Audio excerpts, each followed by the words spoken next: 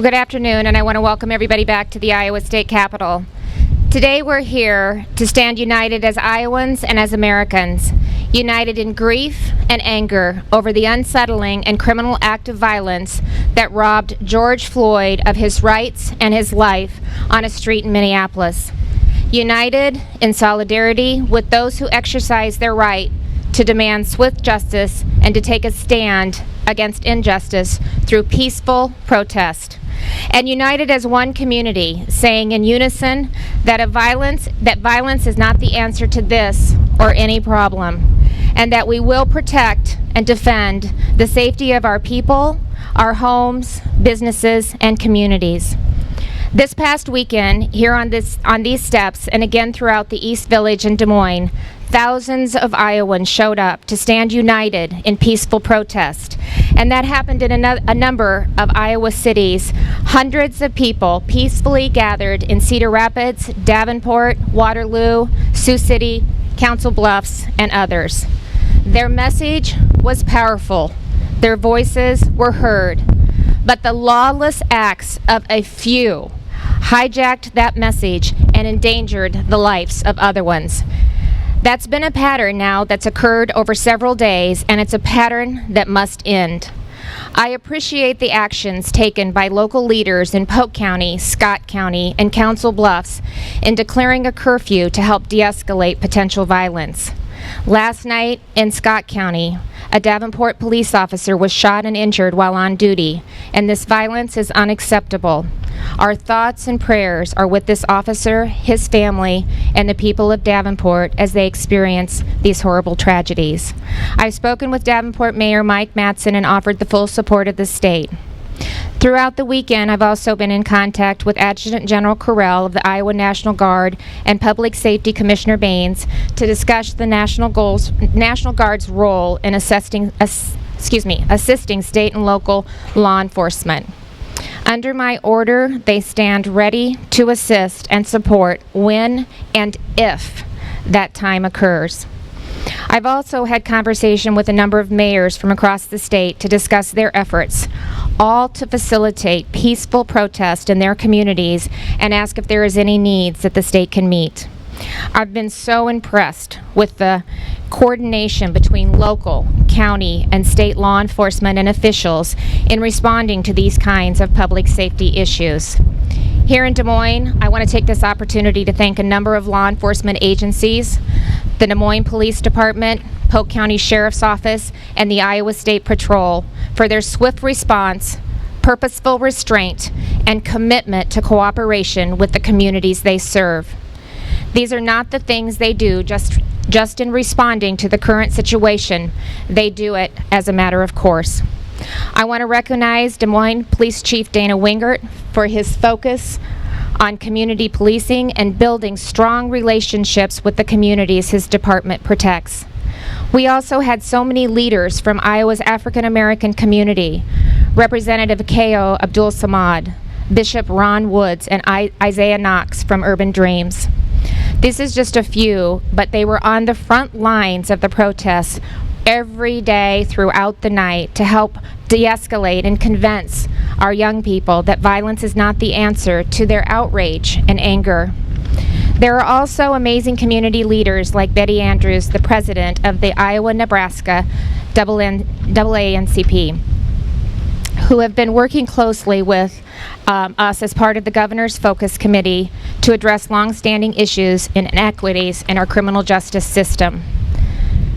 As the Governor, I want all Iowans to know that I hear you. I hear your frustration, and I am committed to listening and having a respectful dialogue about what we need to address the injustices that are felt by so many. And that might mean having some very uncomfortable and eye-opening discussions. But they're discussions that we must have if we're going to bring about positive and impactful change. One of the most lasting images of this weekend happened last night in front of the Des Moines Police Department. As the curfew for Polk County approached, the curfew for Polk County approached, law enforcement officers knelt alongside protesters, their neighbors, in a show of support and understanding. It was made possible because of a police chief and his team and community leaders who have built bridges and could talk to each other. That moment was a powerful and momentous display of understanding, and I'm confident that as Iowans we can repeat it and move forward together as one united community and state. So it's now my pleasure to introduce Frank Cownie, the mayor of Des Moines, and I am so grateful for his leadership during this very trying time for the city of Des Moines. Mayor?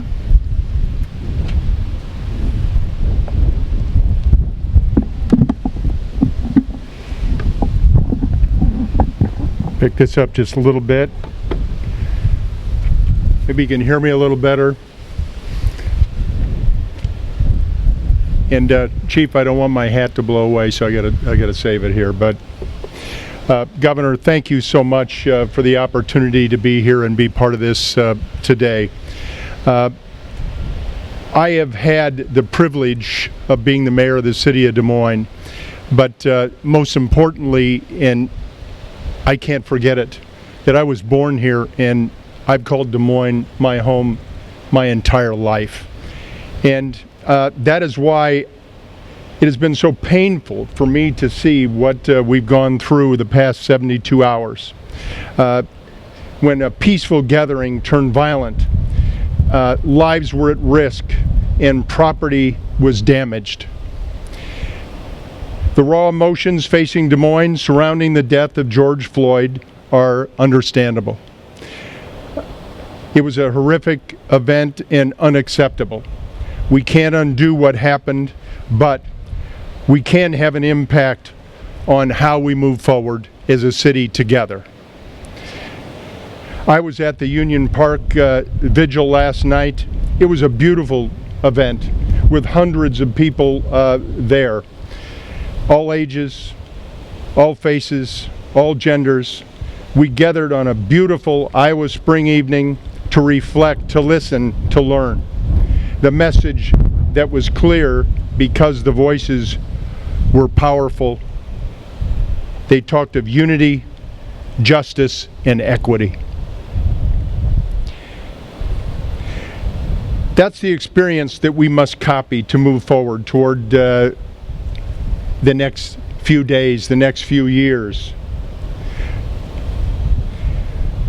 Those are the words that should resonate with us because those are the actions that will give us hope.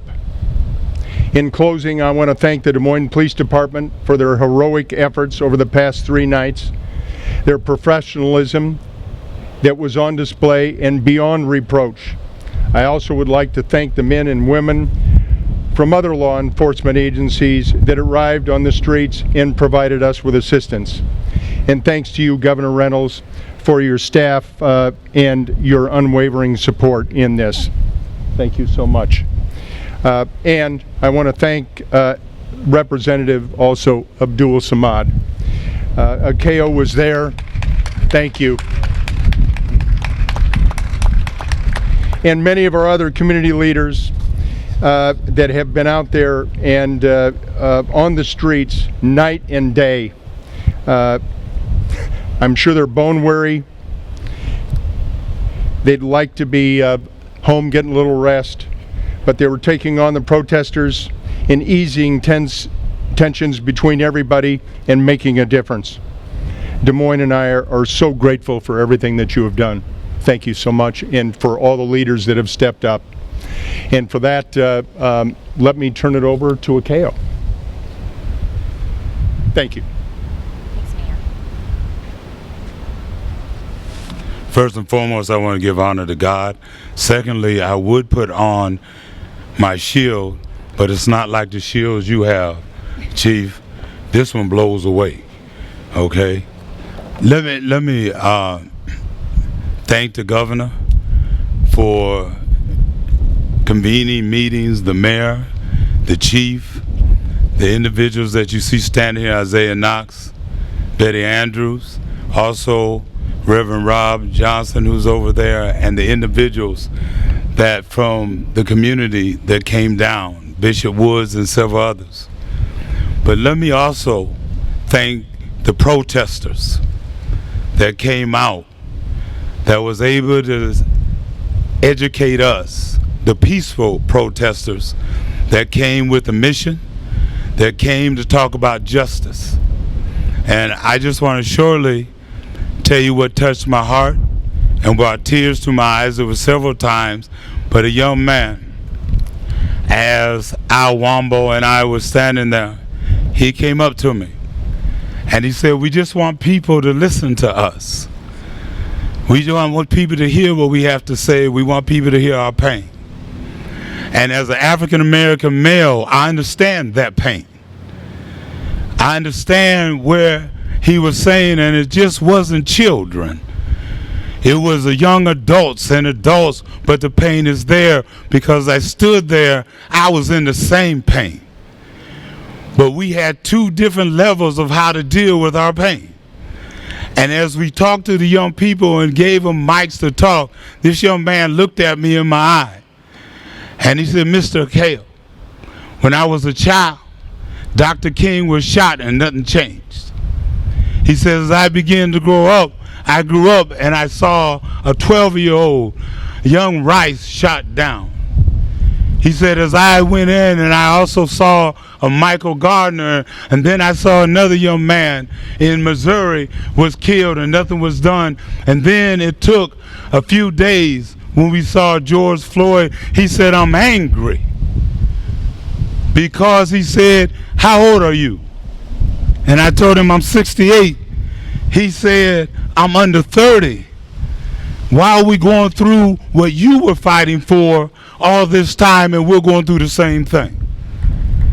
And tears began to well up in my eyes because his pain came through. And I told him, my answer to him was that it's a process, but this gives us an opportunity to look at everything that has been compounded to this point, to now look for systemic change, to look for systemic solutions, and to develop a process. But now's the time for you to come to the table. Us as leaders have to bring these young people now and young adults to the table so that the next press conference that we hold in a month or so, you see some of those young adults sitting here addressing you and saying we're going to work a process. But as I go and step back, I also want to say to you that 95% of those individuals, as we support civic engagement, were peaceful. They had a voice that they wanted to say. We have less than 3% of individuals that had a different message, and they hijacked the message that these young people had, because their motive was to cause disruption and destroy and disturbance. And if it wasn't for the relationships that we have built with the Des Moines Police Department, they might have been successful. This could have been a worse situation. But because of the work that we've done with the police department, with the governor's office, with different organizations, we didn't allow them to hijack it. We knew we had to step in so these young people's message could get across. But these individuals who hijacked it, a message has to be sent to them. We are all in this together. And we're not going to let you hijack our babies. We're not letting you hijack our message. And that you need to take that out of Iowa, because Iowans have come together to stand together and make sure that you can't hijack what we have. And there's only about 5 to 10 of those individuals that did that hijacking. But as you report the news, understand we have some good kids, good young adults, and we have a coalition working together to make sure we get the work done. Because Iowans, we all are in this together, and we're going to start having some real conversations to make it a reality. Iowa Nice is not going to be a buzz term. We're going to make it a reality. Thank you.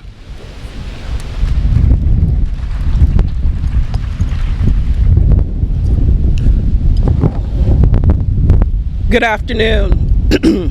I'm Betty Andrews, president of the Iowa-Nebraska NAACP, and I'm grateful to be here to speak with you just for a little time. I am thankful to the governor for convening a table that includes law enforcement officials, government officials, and leaders from the African American community. And we are at a specific moment in time right here now. COVID-19 has taken back the covers off of many disparities that we have seen in the African American community, in many communities of color. COVID-19 has revealed the challenges and put the spotlight on those challenges. But that's not the only pandemic that we are dealing with. We are dealing with a legacy of oppression, a proverbial knee that America has on the neck of the African American community. And we understand that there is pain, there is hurt, there is frustration. I'm there, I'm Black, and I share that pain and frustration. And we also acknowledge, as have all of our officials, that this is a perfect time to protest and to raise awareness around these issues. We don't want George Floyd to die in vain. We don't want Breonna Taylor to die in vain. We want justice. And in that justice, we want the opportunity to peacefully protest. And as we're protesting and sharing our hurt and making sure that our voice is heard, and it's important that our voice is heard, because you often hear people say Black Lives Matter, and when you see that, you hear people say Black Lives Matter over and over again. Why are they saying that?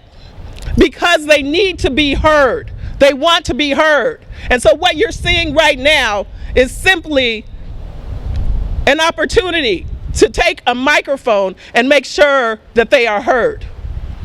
But we also invite people, as they are in this process, to join with the NAACP and many other organizations, join with us as we work with our officials to bring change, to go from protest and bring alongside with that policy.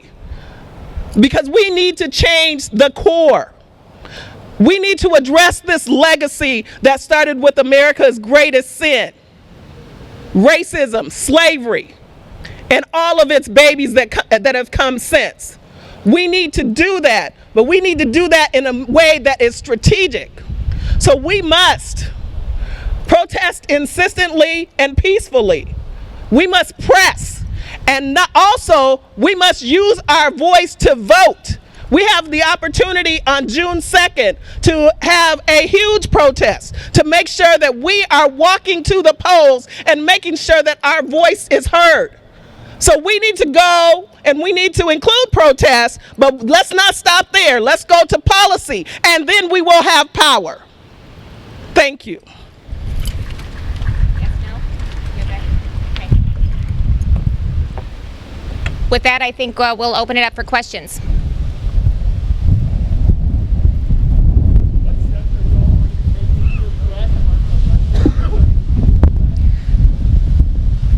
Make sure press.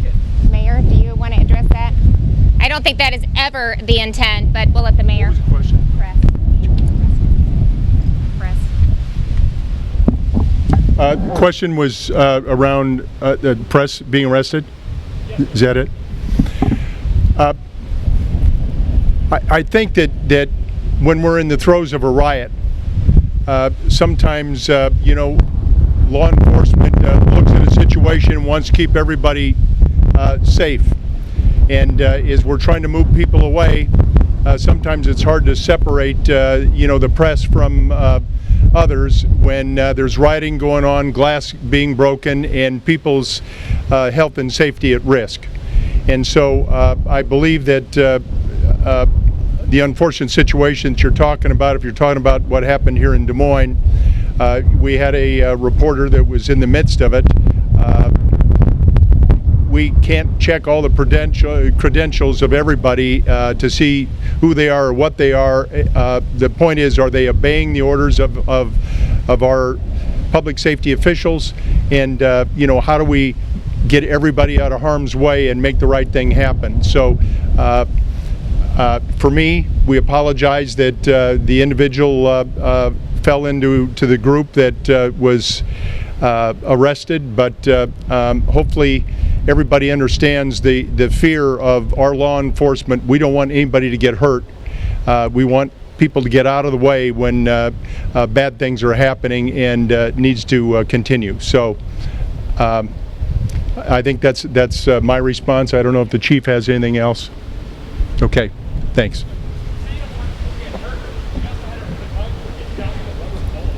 Yeah, well, that is not the intent. You know what? There are distractors that are here to really cause chaos and take advantage of a horrific situation. And as you have heard every one of the speakers identify, the majority are peaceful protesters that have a powerful message, and we're trying to do everything we can to give them the opportunity to be heard.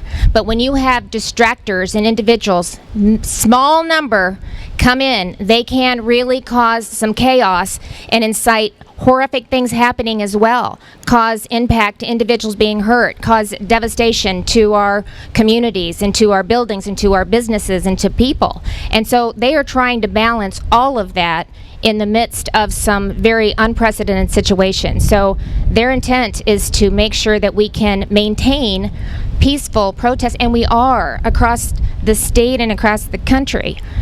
But that doesn't mean we're going to stand down and let a few come in and destroy and cause harm to Iowans and to our communities. Governor, President Trump today told governors that they won't be giving up force if they're going to stop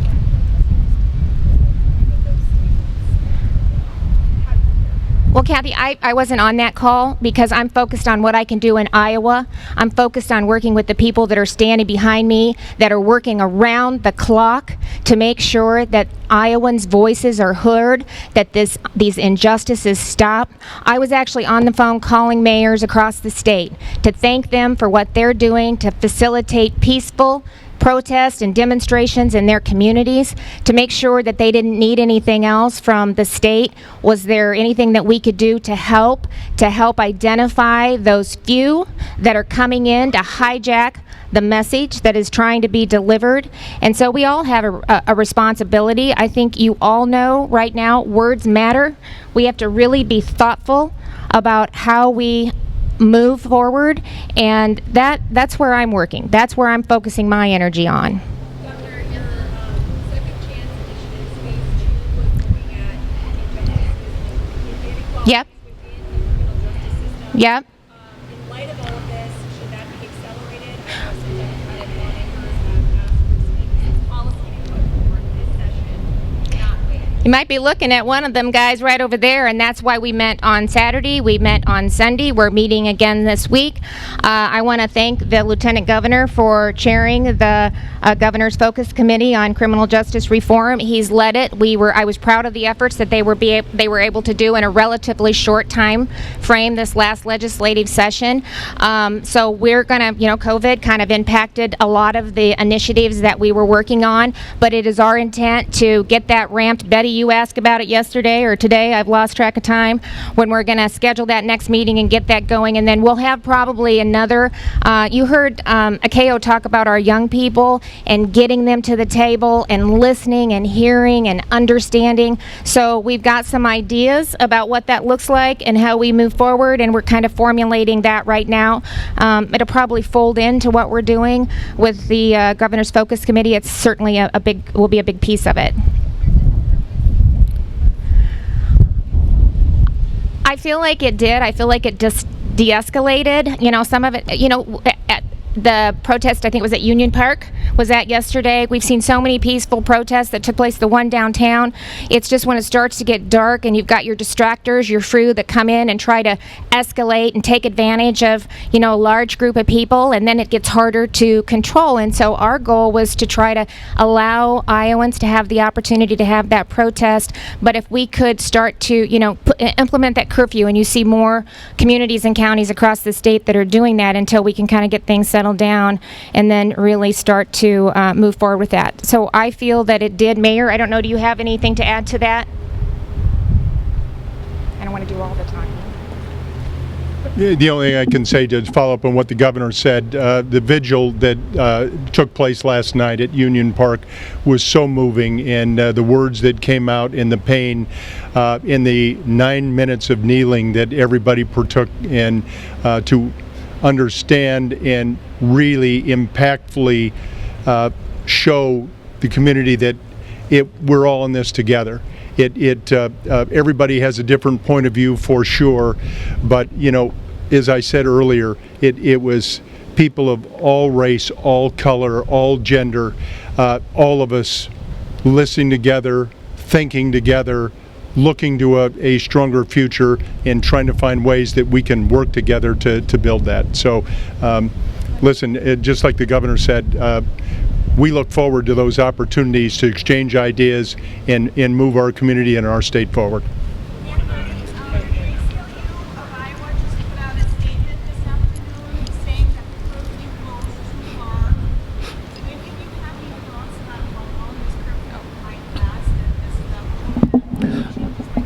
Reka, I'll let the officials answer that question, but I did want to touch on, I believe it was Kathy's question, around legislation and ordinance proposals. And so I wanted to acknowledge that the NAACP for several years has been working on anti-racial profiling legislation at the State House, and then also here locally we are currently in a negotiation with the city of Des Moines along with other groups to talk about, or not to talk about, to pass an ordinance. And we have now put forth amendments to that ordinance from the community side. And so this is, we're talking about taking things from from protest to policy, and we're definitely talking to those who want to hear their voice. We also want to make sure that we take it from protest to policy with our officials, so with our legislators and with our city council people. Now is the time to do that. So absolutely, there are some things that we can put in place right now.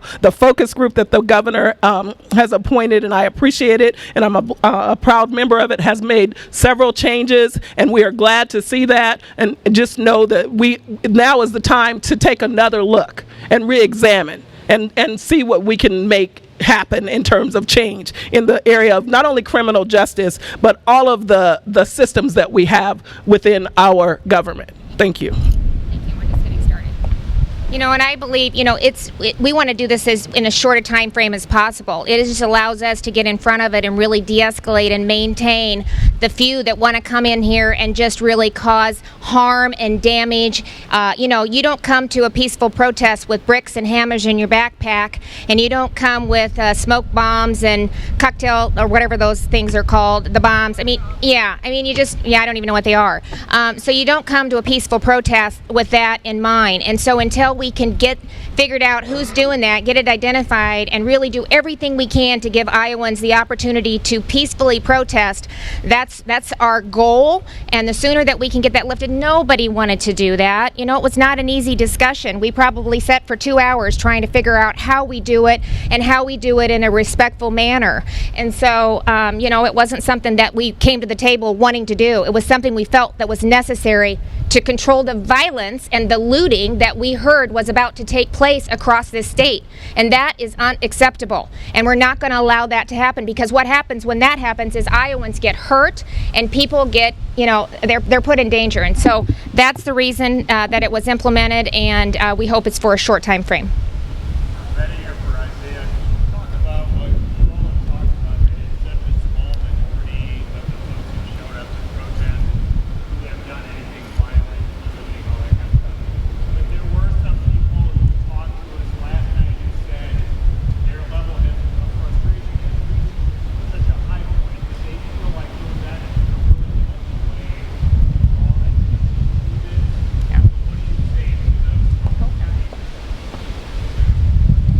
Thanks for the question. And obviously we hear that on the front line as well. And what we're trying to teach people, and the protesters have every right to protest. And we need it to be peaceful, and we need to understand that it's going to take time, and we're willing to allow the time for the protest to occur. But eventually we do have to get to some kind of policy change. And we know this is a systemic thing that needs to be changed, and it's not going to be quick or easy, and it's going to be hard. And I do want to say that I am so proud of the group of people, and I've spent more time at the Capitol than I've spent hours and hours and hours in the governor's office really trying to get things done with this team and others. And I want to also say thank you to the police department for allowing us to have the relationship to move back and forth. And we've actually been on the front lines when things have happened. There was a situation that happened last night with a fight in the crowd, and I know everybody's watching this stuff live stream. And while it occurred, we even talked, we were with the chiefs and said, we shouldn't have the police knew they probably shouldn't have handled it that way. Next time now, because we were there to be able to talk about that on the ground level, on the front line, we can make this better and we can make this peaceful. And we are literally every single day, every hour of these last 3 days working on situations like that. But one message I do want to say to everyone is that the rhetoric is often that just a few police officers, a few bad apples in the police department cause all this issue. Well, remember, and to give those police officers that don't cause these issues grace, we'll do the same for the protesters, because literally there are just a few protesters out there that are causing grief, but 95%, and literally we're out there every single day, all night. We haven't been home before 2 o'clock in the morning this week, the last 3 days. That when we are sitting there having real conversations with the protesters, and they want to be heard. They want to be heard. They sat in a circle for an hour, and we just listened. And eventually we'll get there, but we all have to do it together, and it's going to take a long time. Did that answer your question? Thanks. Oh, you bet. Dave, we also want to say to those and to the community, to the parents, to the protesters, to the individuals that are up here and we're together, we all realize that this system is not perfect. We all realize that there's part of the system that is broke. Not cracked, but broke. And we're now talking and asking individuals to help us to mend the broken part of this system. You know, we have to look at, especially from criminal justice, we have to look at the fact that we're about 3% of African Americans in the population of Iowa, and we're almost 20 to 30% in the penitentiary. That system's broke. We have to realize that. We look at it in this country that we have disparities with the death, you know, in health, in education, when it comes to people of color.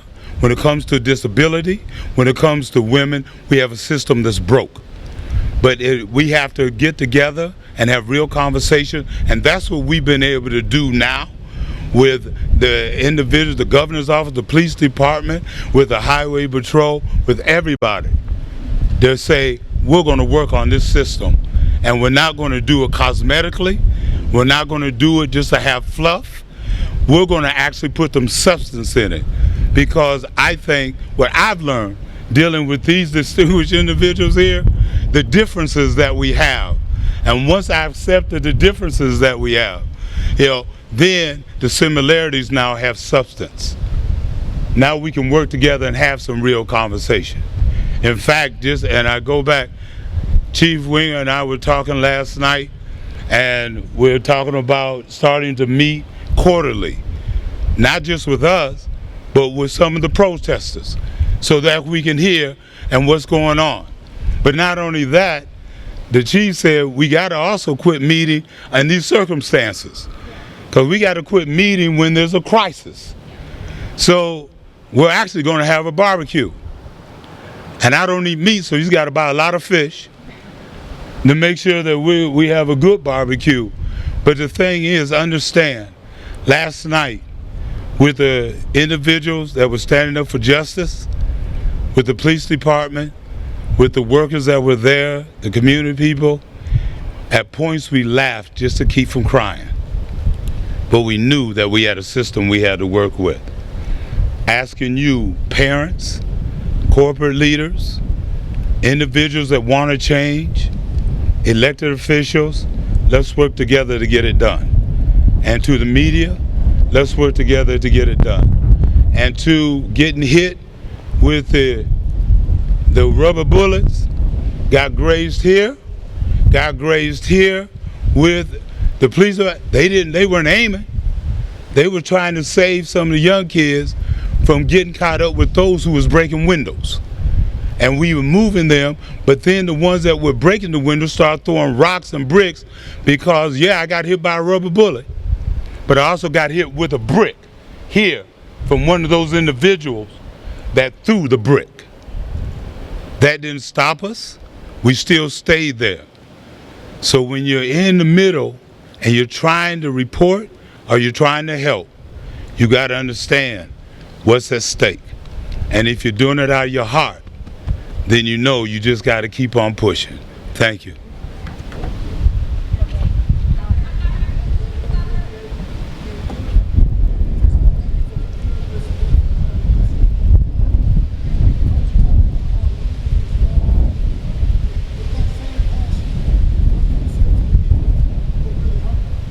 Well, my message is to them is I know they have been hurt. I know they have a powerful message. We have to do a better job of hearing it. That's what we've talked about through this whole weekend, to give them the opportunity. But it's not just to be heard. It can't stop there, to Betty's point, to AKO's point. We have to implement systemic change. We have to change the way that we are doing things, and we can. There is a good foundation that has been built, and the people that are up here have helped create that. And we want to be a part of that. We want to help drive that. And I said it in my remarks, it's going to be uncomfortable. I've not walked in your shoes. I don't know what you've experienced. Help me understand what you've experienced and what we're doing wrong so that we can get rid of those injustices and continue to lift up everybody and give everybody the chance to be successful. This is a land of opportunity, and we need everybody to be able to have that same opportunity. So I need to be there. I need to listen. I'm willing to do it. We're going to figure out a way to facilitate that, and we're going to get it done. Governor, you talked, a lot about listening to people's concerns. Some of these issues have been proposed for several years already. Betty Andrews mentioned the racial profiling Yep.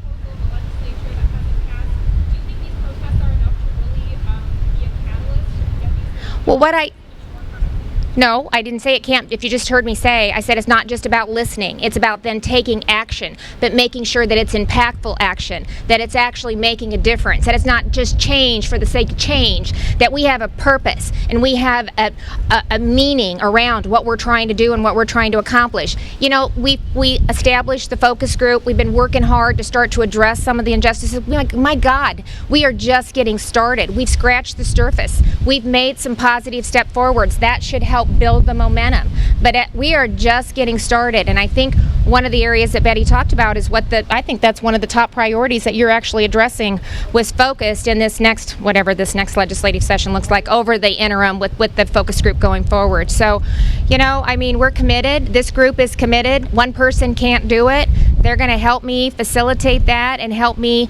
figure out how we move forward and implement policy or do whatever we need to do to make those changes impactful. Thank you.